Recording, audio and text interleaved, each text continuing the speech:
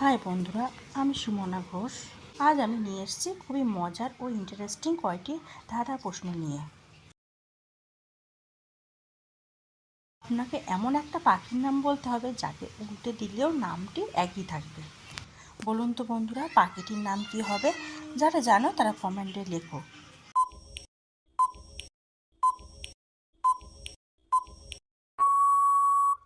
এখানে উত্তরটি হলো ঘুঘু পাখি। এবার প্রশ্নটি হলো, পাতা আছে গাছ নেই, জল আছে কিন্তু নদী নেই। বলুন তো উত্তরটি কি হবে?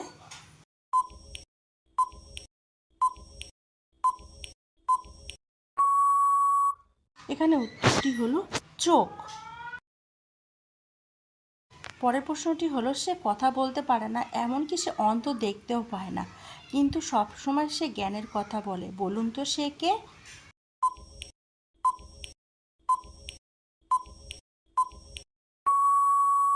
এখানে উত্তরটি হলো পড়ার বই।